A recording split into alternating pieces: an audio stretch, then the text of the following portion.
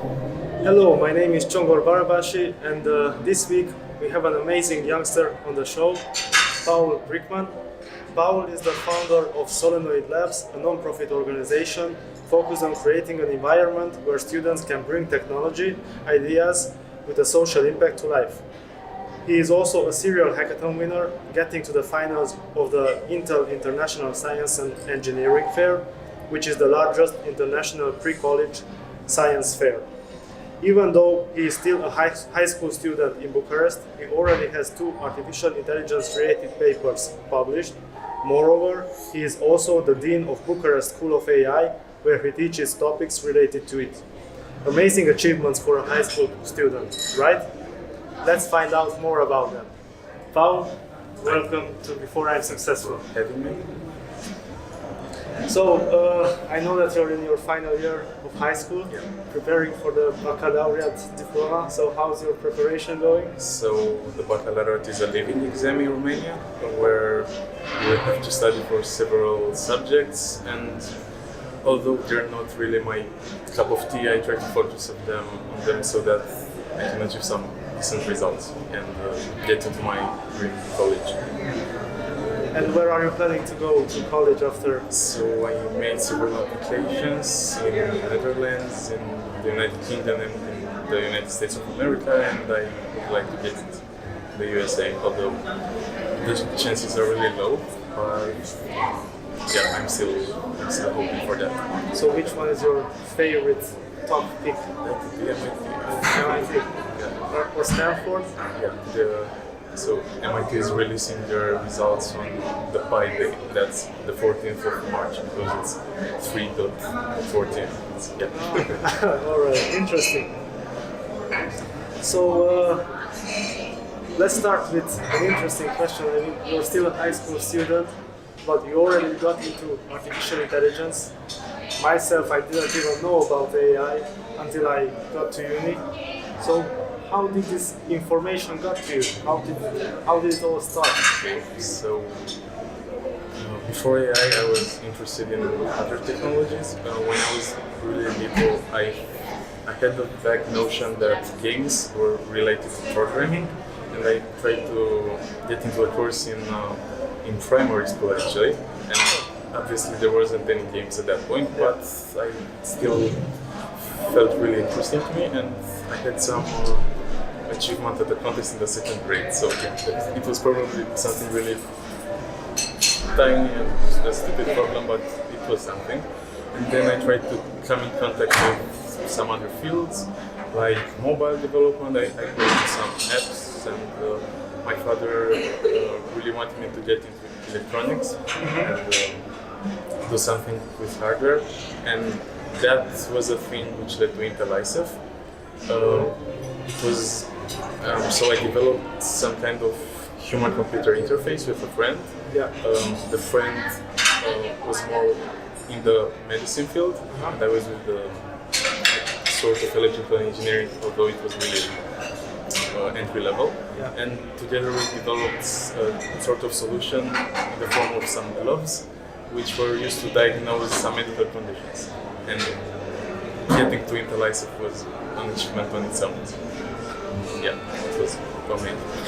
Could you tell us more about the experience at Intel? In which city was it? It's held in rotation in 3 cities. Our was in Pittsburgh, in Pennsylvania. So almost 2,000 students from all over the world get together with similar projects, and each one has a stand with a poster, and we have to present our project to the jury. But having hundreds of students with really interesting projects together was fascinating. And we also had some panels and some Nobel laureates on the side. Like it was impressive. I don't know. It was maybe the most interesting week of my life at this point. So I know that there is lots of time it's mentioned that the mindset in the US is totally different than the one in Europe. So what is the key takeaway during your experience there? What did you learn? The most significant thing that you learned? Being open not necessarily to other projects but other fields, and learning and having an interest in fields which doesn't seem really related at first, but bring on new perspectives to your project. That's I think it's really important. So being extremely open-minded, even from a young age. Flexible, because in the upcoming years I think it will be even more important to have a more diverse skill set and be able to adapt to things like automation and stuff. That's extremely interesting. And after your experience, you started to get more into artificial intelligence, more and more. Yeah, so as I said earlier, I tried to get a taste of several technologies, and when I saw a video demo of an agent in a virtual environment learning to walk, it really amazed me because I couldn't understand how it worked at all. So at that point, I built some sort of understanding of how apps work in general, servers, communication, etc. But this was completely different, and the fact that I couldn't understand it at all, completely, made me want to learn and want to get into this field. So I started absorbing content on YouTube on other learning platforms, and eventually I started building some tiny toy projects, which in time got a little more complex. And at a certain point, I went to a professor at the University of Bucharest and told him about a decent idea I had. And he said that he would help me write a paper on it and publish the results. And eventually, this led to a publication at an international conference in December, which was great.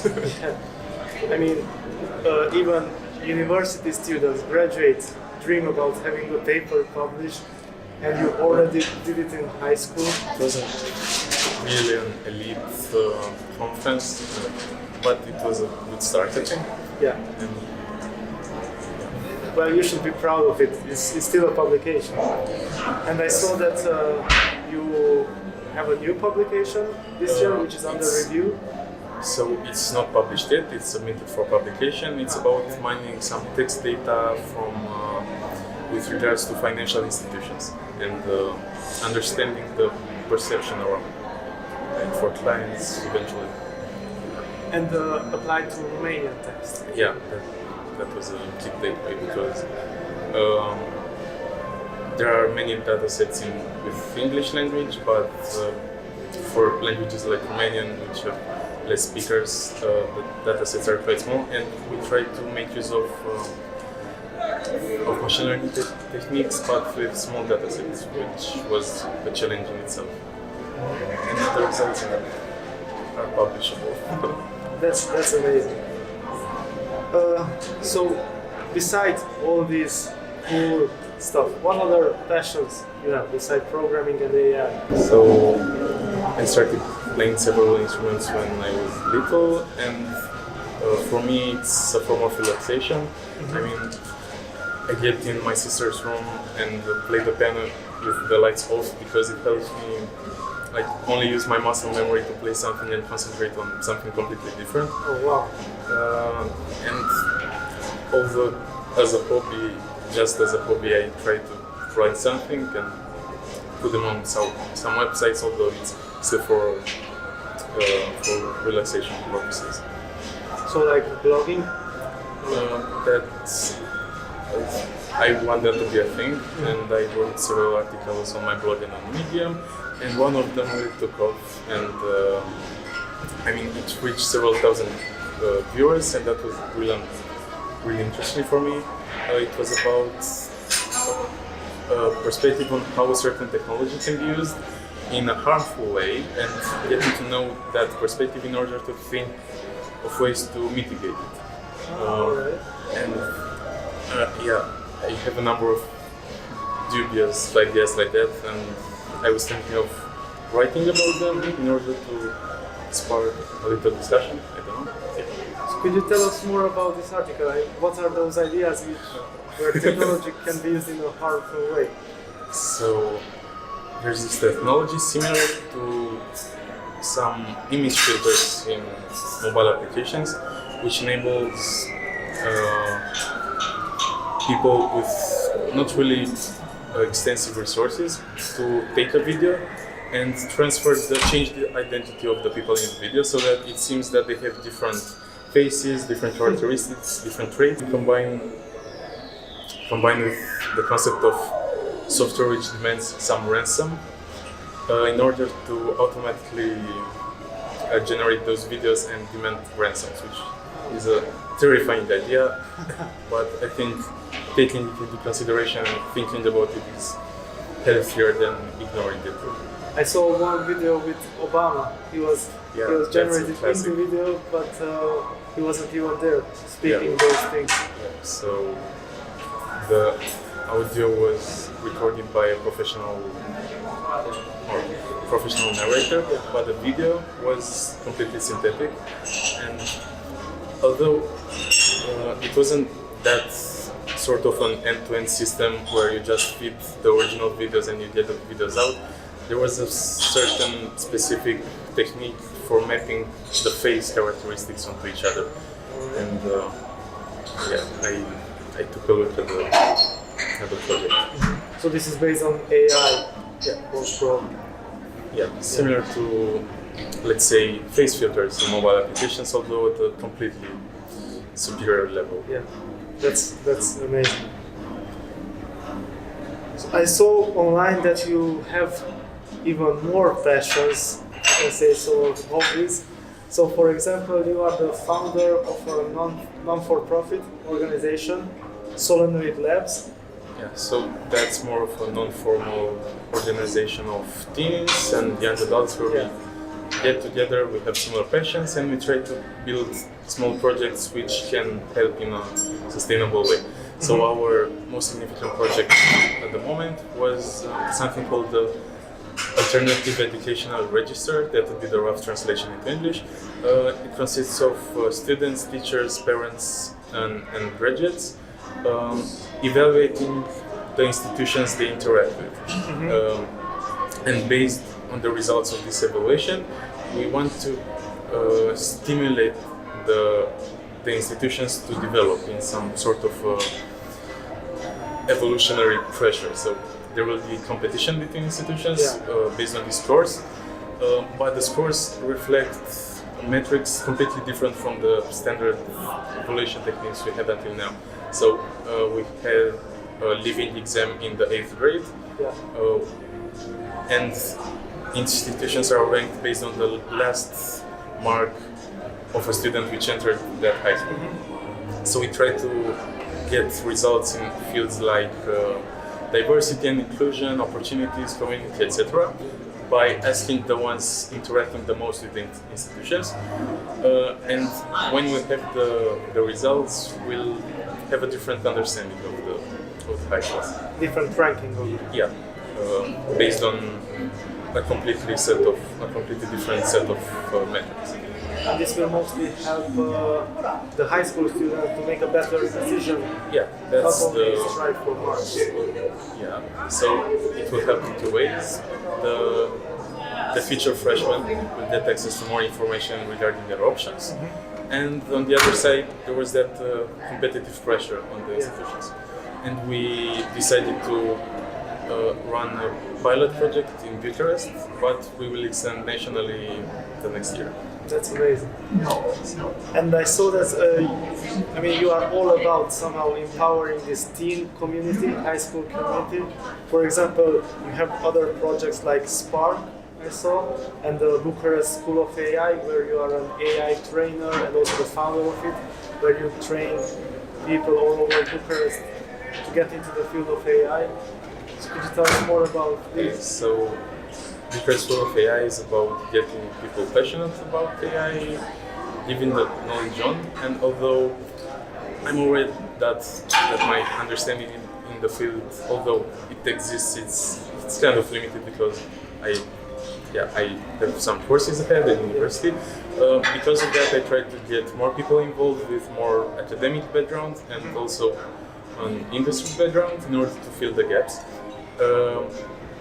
But I think the real reason behind Bucharest School of AI is to not essentially to provide an extremely in-depth understanding of the concept, but more to provide a taste of certain subfields of AI and get people interested in the field, so that they will be able to develop small projects first and then more complex ones.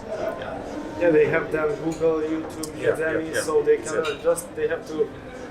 The information has to reach them first, and then they are able to develop themselves. Yeah, so we want to get them started and provide them with a small community of people with similar interests. That's amazing. I'm curious, as you've been involved in all these activities, I guess it's taking quite a lot of time to prepare for all the organizations.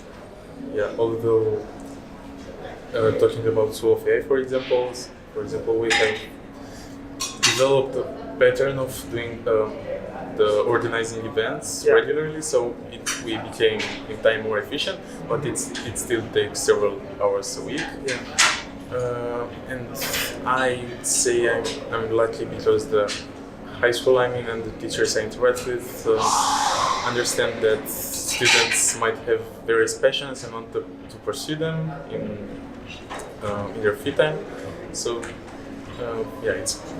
it's a little bit flexible, which is also my the high school I'm in was the fourth choice in my option list.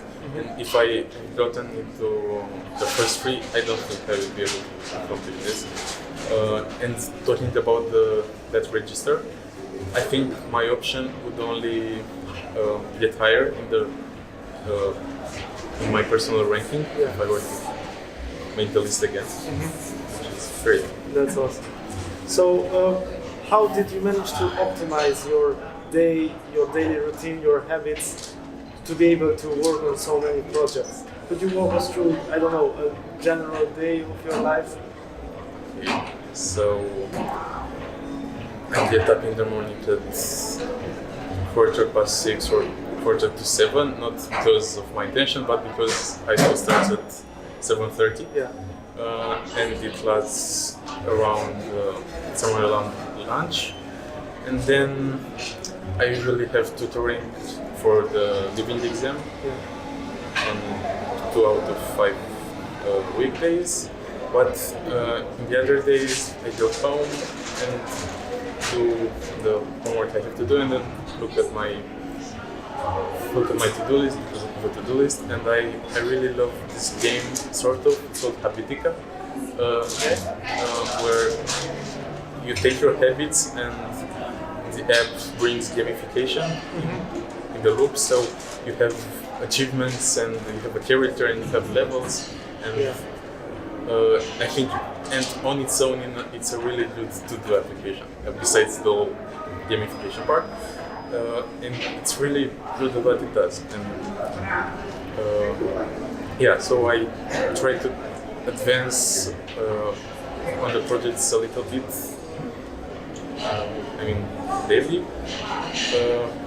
And usually I won't take a 5 hours period to work on a certain project, because I can't focus on a single task that long. So I try to alternate my tasks, although they all seem like tasks and you have to work on them. Alternating them, I think, makes them easier to tackle, because you think you take a break and you occupy your time with something else, but that might also help somehow. So it's interesting because I have the same work habit. I cannot focus on one single project for a long period of time. I got extremely bored, so I have to switch between projects. But in the meantime, others say that your brain consumes lots of energy while switching from one kind of project to another, from test to another. So it's interesting. But for me, it works. I see for you it works too. So I heard that multitasking limit was when you were trying to do two tasks at the exactly same time. But I remember that also in There was a book called Deep Work, Yeah, which recommended that you take chunks of time and focus on certain tasks. But the recommendations were much longer than I could manage, so I adapted it for some tens of minutes of time. so that's important that you found some information online or in a book and you adapted it to your lifestyle as it suits you. Yeah, awesome.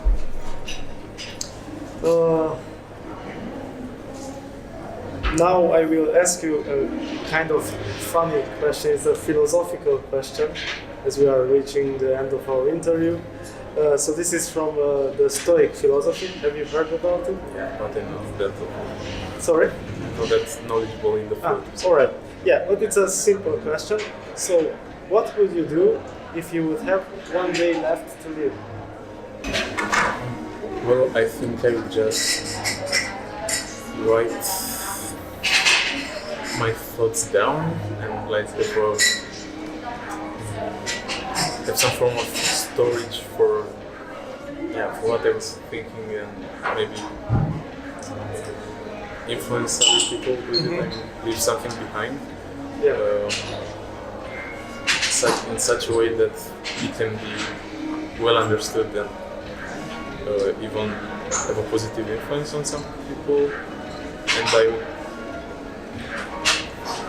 I was thinking of when you are at a job and you want to leave the job and you have to take a 2-week notice before that. Well, that's not the best metaphor, but I think, I would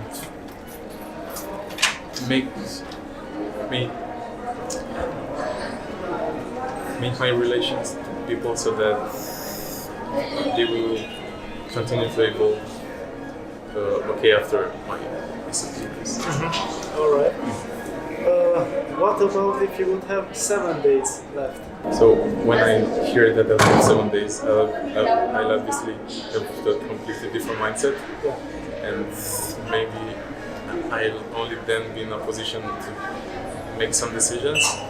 But besides the things which I would do for having 1 day, I don't know. I would,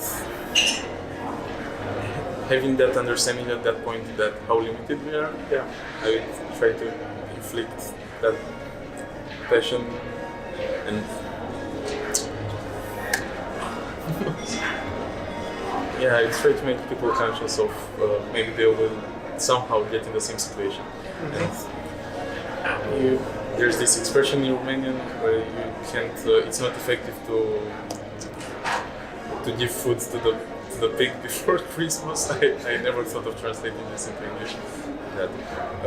And I think a lesson to be learned is that we have to make things in time and not cram them up in the final week before our exit. Yeah, like a startup exit. Don't cram everything. Awesome. And what about if you would have 3 years left? It's even harder and harder. Okay, this would be plausible in the case of a sickness, maybe. So, well, actually, also in the other cases, I try to mitigate the reason for my disappearance if it can be done. But most likely to be something we can't do yet.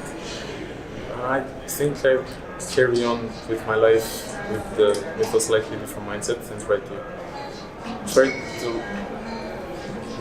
live the fullest. I don't know. So wake up more motivated, just doing the same things but more energized. No, I don't think I'll do the same thing because I'll think most likely lose some interest in tech and stuff and focus on more, I don't know,